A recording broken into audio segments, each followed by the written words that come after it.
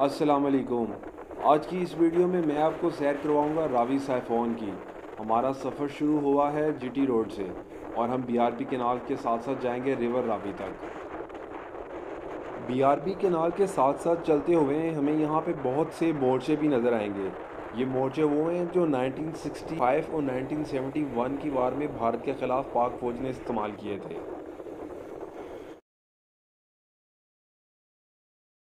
ان مورچوں کی باقاعدہ طور پہ مینٹیننس بھی کی جاتی ہے۔ اس کا مقصد یہ ہے کہ اگر کل کو دوبارہ پھر کوئی جنگی صورتحال پیدا ہو جاتی ہے تو پاک فوج اس کو استعمال کر سکے۔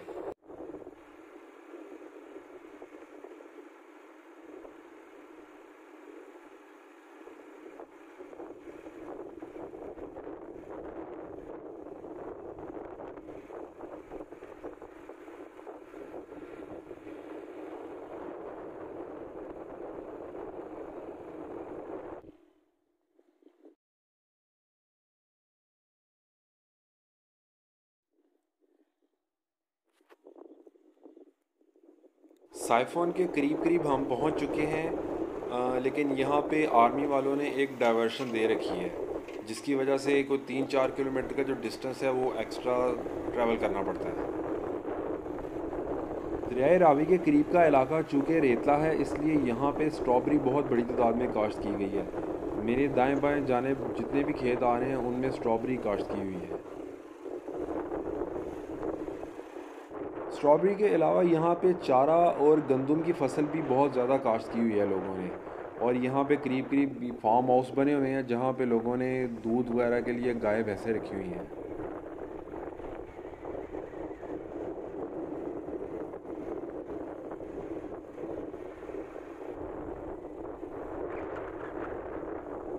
اب راوی مجھے سامنے نظر آنا شروع ہو گیا ہوا ہے، اور جیسے جیسے میں قریب جاتا جا رہا ہوں ہوا ٹھنڈی ہوتی جا رہی ہے۔ بہت زبردست ہوا چل رہی ہے اس وقت یہاں پہ۔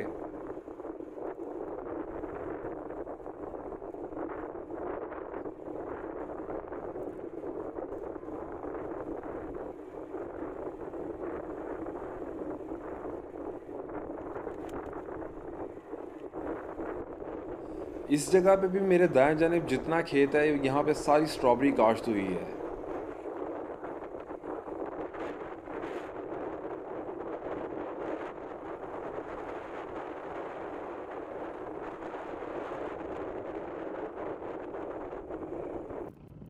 لیں جی، دریا پہ میں پہنچ گیا ہوں اور بہت ہی ماشاءاللہ شاندار یہاں پہ نظارہ آ رہا ہے۔ ہوا چل رہی ہے زبردست قسم کی، سامنے دریا ہے، پیچھے گندم کی فصل اگی ہوئی ہے۔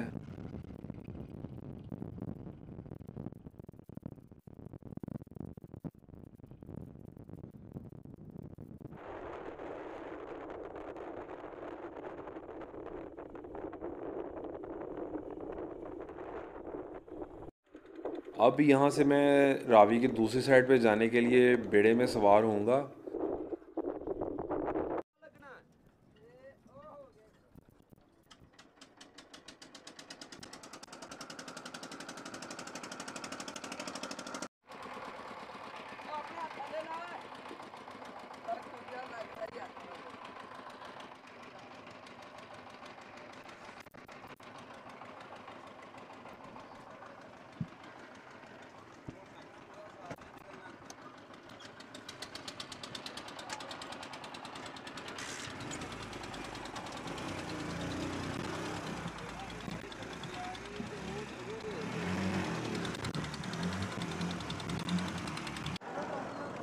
دریائے راوی ہم نے عبور کر لیا ہے بیڑے کے ذریعے، اور یہاں پہ وہ جو دور آپ کو سلائڈ سی نظر آ رہی ہے یہ بیسیکلی وہ جگہ ہے جہاں پہ بی آر پی کینال آ کے دریائے راوی کے نیچے چلی جاتی ہے۔ راوی اس کو اوپر سے کراس کرتا ہے، اور جو بی آر پی کینال ہے وہ اس کو دریائے راوی کے نیچے سے کراس کرتی ہے۔ یہ انگریز دور میں بیسیکلی بنی تھی، اور یہ راوی سائفون ہے۔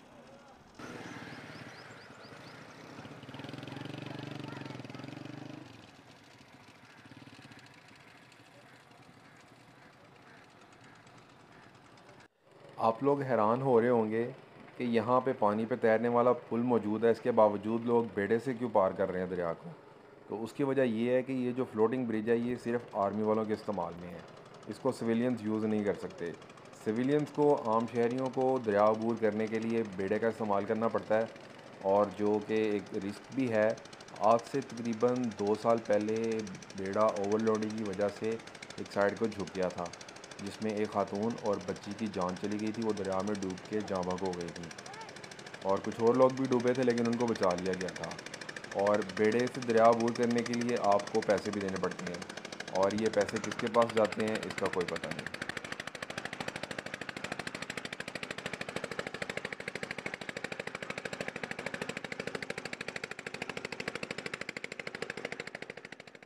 میں نے آرمی والوں سے ریکویسٹ کی تھی سائفن دیکھنے کے لیے، لیکن یہ چونکہ ہائی سیکیورٹی ایریا ہے اس لیے مجھے وہاں پہ کیمرہ لے کے جانے کی اجازت نہیں ملی۔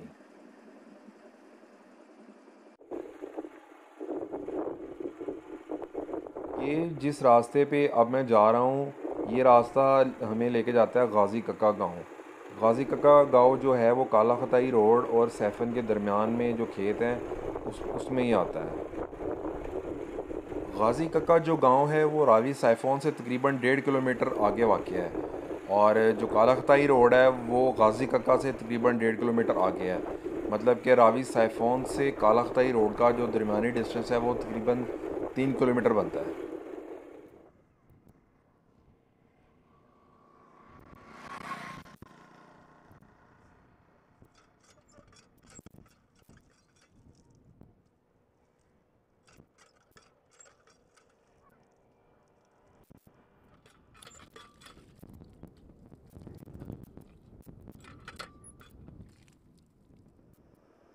راوی سائفن کا جو نظارہ ہے وہ شام کے وقت اور بھی زیادہ حسین ہو جاتا ہے، اور یہاں پہ بیڑے کے ذریعے لوگوں کی آمد و رفت کا جو سلسلہ ہے وہ مغرب تک جاری رہتا ہے۔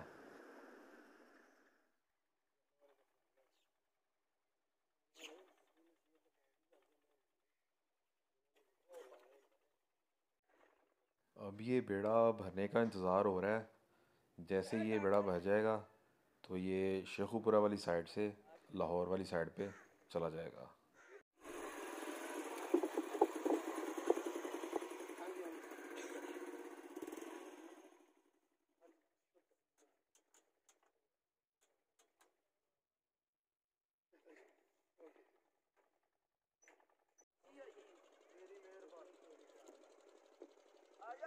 اب دونوں سائڈ سے بیڑے چل پڑے ہیں۔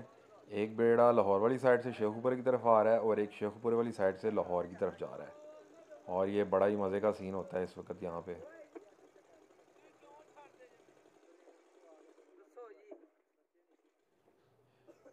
پہلے یہاں پہ جو بیڑے چلتے تھے ان کو بانس کی مدد سے چلایا جاتا تھا۔ لمبے لمبے بانس ہوتے تھے جن کو نیچے پانی میں ڈالتے تھے، اور پھر کیا کہتے ہیں فرکشن کے ذریعے یا زور لگا کے بیڑے کو آگے کی طرف مطلب چلایا جاتا تھا یا موو کیا جاتا تھا۔ لیکن اب پیٹر انجن کا استعمال کیا جاتا ہے۔ آپ کو یہ دھواں بھی نظر آ رہا ہوگا۔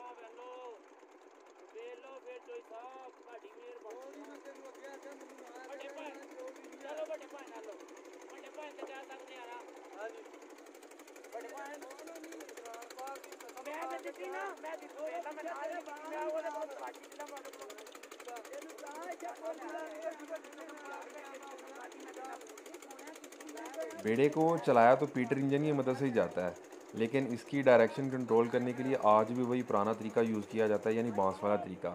ایک بندہ جو ہے وہ پیٹر انجن پہ پوائنٹ ہوتا ہے، اور ایک جو بندہ ہے وہ بانس دے کے کھڑا ہوتا ہے دوسری سائڈ کے اوپر، جو بانس کے ذریعے اس کی ڈائریکشن کو کنٹرول کر رہا ہوتا ہے۔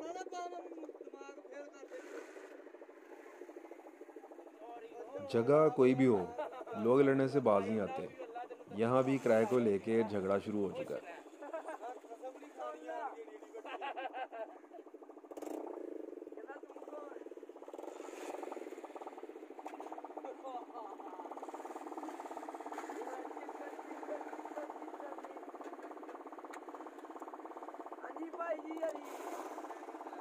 کبھی کبھی تو لوگ پہلے نکلنے کے چکر میں بھی آپس میں جھگڑنا شروع کر دیتے ہیں۔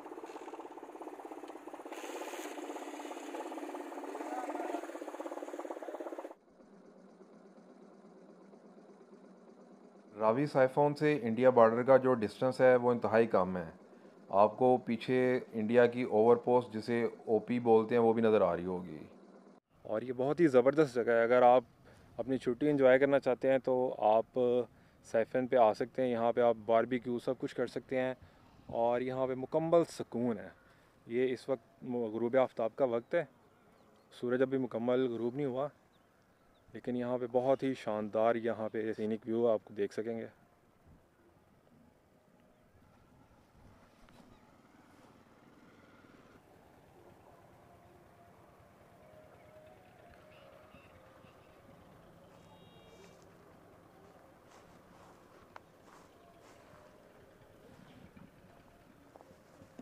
یہ تھی میری آج کی ویڈیو، اور ویڈیو ختم کرنے کا یہ سب سے بہترین جگہ ہے۔